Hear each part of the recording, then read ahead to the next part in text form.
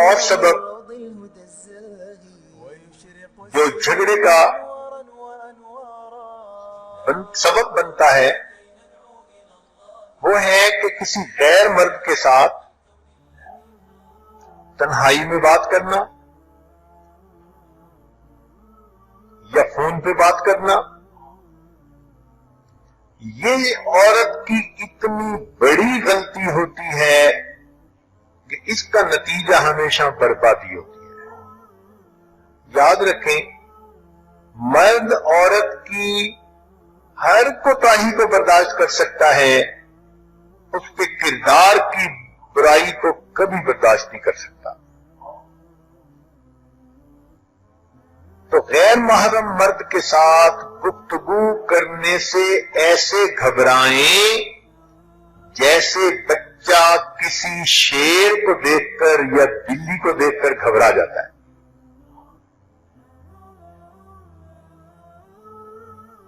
اس معاملے میں اپنے کردار کو بے داغ رکھیں.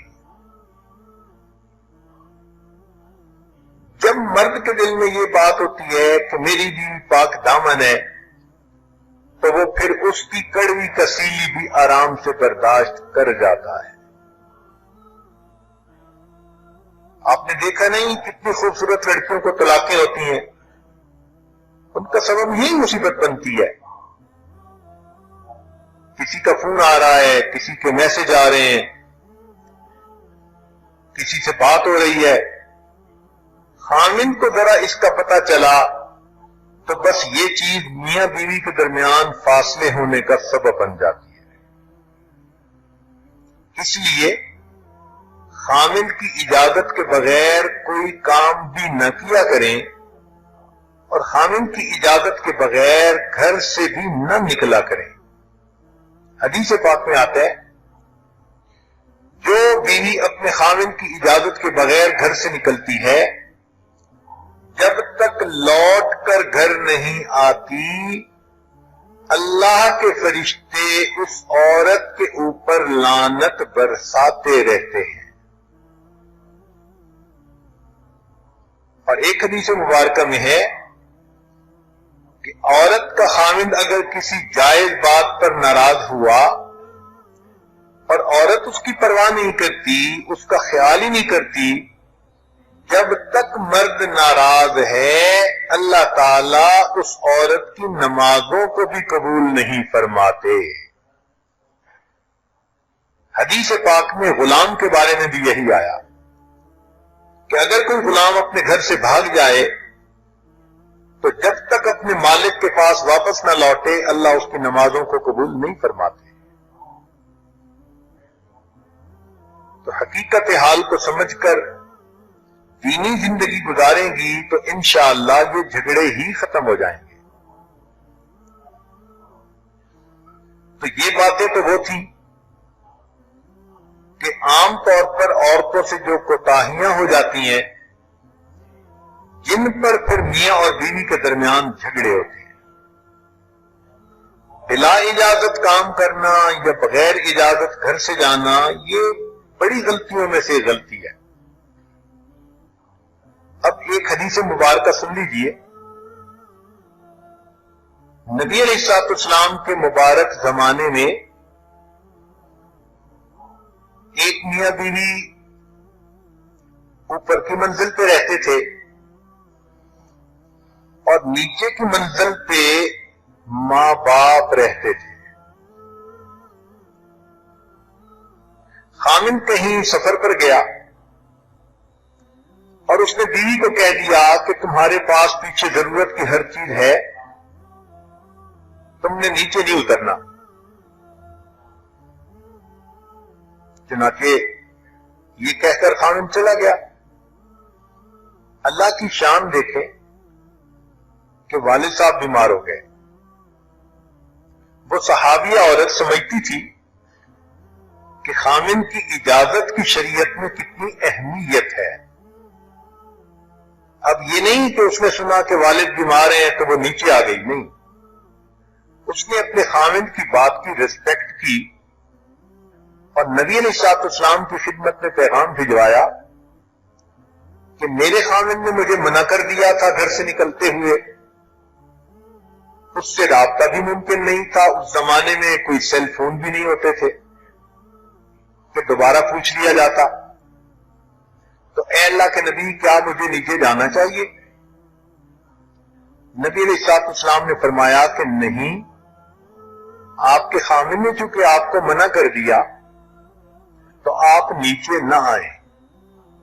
اب ذرا غور کیجئے، نبی علیہ الصلوۃ والسلام خود یہ بات فرما رہے ہیں کہ آپ خاوند کی اجازت کے بغیر نیچے مت آئیں۔ وہ نیچے نہیں آئی، اللہ کی شان کہ اس کے والد کی طبیعت زیادہ خراب ہوئی، حتیٰ کہ والد کی وفات ہو گئی۔ جب والد کی وفات ہوئی تو اس اور صحابیہ نے پھر پیغام بھجوایا، اے اللہ کے نبی کیا میں اپنے باپ کا چہرہ آخری مرتبہ دیکھ سکتی ہوں؟ میرے والد دنیا سے گزر گئے، میرے لیے کتنا بڑا صدمہ ہے۔ نبی علیہ الصلوۃ والسلام نے پھر فرمایا کہ چونکہ تمہارے خاوند نے تمہیں روک دیا تھا اس لیے تم اوپر ہی رہو، اور اپنے والد کا چہرہ دیکھنے کے لیے بھی نیچے آنا ضروری نہیں۔ وہ صحابیہ اوپر ہی رہی، سوچے اس کے دل پہ کیا گزری ہوگی، کتنا صدمہ اس کے دل پہ ہوا ہوگا۔ اس کے والد کا جنازہ پڑھایا گیا اور اس کو دفن کر دیا گیا۔ نبی علیہ الصلوۃ والسلام نے اس بیٹی کی طرف پیغام پہنچایا کہ اللہ رب العزت نے تمہارا اپنے خاوند کے حکم کا لحاظ کرنے کی وجہ سے تمہارے باپ کے سب گناہوں کو معاف فرما دیا۔ یہ اللہ کے نبی علیہ السلام نے پیغام بھجوایا۔ تو معلوم ہوا کہ آپ اپنے گھر میں جو کام بھی کریں خاوند کی اجازت لے لیں۔ ہاں، خاوند کو بھی کیا پابندیاں لگانی چاہیے، کیا نہیں لگانی چاہیے، یہ انشاءاللہ کل کا عنوان ہے۔ ایک اور غلطی جو عام طور پر جھگڑے کا سبب بنتی ہے کہ بیوی اپنے خاوند کو کبھی کبھی ایسی پوزیشن پہ لا کے کھڑا کر دیتی ہے کہ جہاں اسے ایک کو چھوڑنا پڑتا ہے اور دوسرے کو رکھنا پڑتا ہے۔ کبھی بھی اپنے خاوند کو ایسی پوزیشن میں لا کے کھڑا مت کریں کہ یا وہ آپ کو رکھے یا اپنی ماں کو رکھے، یا آپ کو رکھے یا اپنی بہن کو رکھے۔ کیوں اس پوزیشن پہ آپ نے اس کو کھڑا کیا؟ یہ چیز جھگڑے کا سبب بنے گی۔ ہمیشہ خاوند کی ذمہ داریوں کا خیال کریں۔ اگر وہ ایک ہی بیٹا ہے تو اپنی ماں کو کہاں دیش نکالا دے۔ آپ کو اس کی ماں کے ساتھ زندگی گزارنے کے لیے مجاہدہ کرنا ہے۔ ہاں، جب آپ اور آپ کے میاں مل جائیں گے تو پھر بوڑھی ساس آپ لوگوں کو پریشان نہیں کر سکے گی۔ ایک اور چیز جو جھگڑے کا سبب بنتی ہے وہ یہ کہ خاوند کبھی کبھی کام کی وجہ سے، دفتر کی وجہ سے، دین کے کام کی وجہ سے یا دوستوں کی وجہ سے گھر دیر سے آتا ہے۔ تو خاوند کے گھر دیر سے آنے پر یہ شک دل میں رکھ لینا کہ باہر اس کا کسی کے ساتھ کوئی تعلق ہے، یہ انتہائی نقصان دہ بات ہے۔ جب بیوی خاوند کو کسی ایسے گناہ کا طعنہ دے جو اس نے نہیں کیا تو اس پر خاوند کا ریئیکشن ایک مرد ہونے کے ناطے ہمیشہ بہت زیادہ ہوتا ہے۔ کیا بیوی الزام برداشت کر سکتی ہے کہ خاوند اس کو کہے کہ تمہارا کسی غیر کے ساتھ تعلق ہے؟ اگر بیوی اس بات کو سن کر فوراً بھڑک جاتی ہے کہ تم نے یہ بات کر کیسے دی، تو خاوند کا بھی تو یہی معاملہ ہے نا۔ اگر وہ دیر سے آیا تو دیر سے آنے کی تو 100 وجوہات ہوتی ہیں. چلو وہ دوستوں کے ساتھ بیٹھ کے گپے مارتا رہا، کھاتا پیتا رہا، یا دفتر میں دیر لگ گئی، یا کسی دین کے کام میں مسجد ہی میں چلو بیٹھا رہا، تو دیر سے آنے کی تو بہت وجوہات ہوتی ہیں. ہمیشہ اس سے ایک نتیجہ نکالنا کہ جی خامن دیر سے گھر آتا ہے، مجھے تو لگتا ہے کہ دال میں کالا کالا ہے، یہ بدگمانی میاں اور بیوی کے درمیان نفرتیں پیدا ہونے کا سبب بن جاتی ہے. یہ بھی ذہن میں رکھیے کہ تابع فرما عورتیں بالآخر اپنے خامند کو اپنا تابع دار بنا لیتی ہیں. وہ عورتیں جو خامند کی مرضی کو پورا کرنے کی کوشش میں لگی رہتی ہیں، ایک وقت ایسا آتا ہے کہ خامند کے دل میں ان کی اتنی محبت ہوتی ہے کہ پھر خامند ان کی ہر مرضی کو پورا کر دکھاتا ہے. فرما برداری، خدمت گزاری وہ اچھی صفات ہیں کہ جن کی وجہ سے عورت اپنے خامند کے دل کی ملکہ بن سکتی ہے. اس میں جو رکاوٹ بنتی ہے وہ انانیت ہے،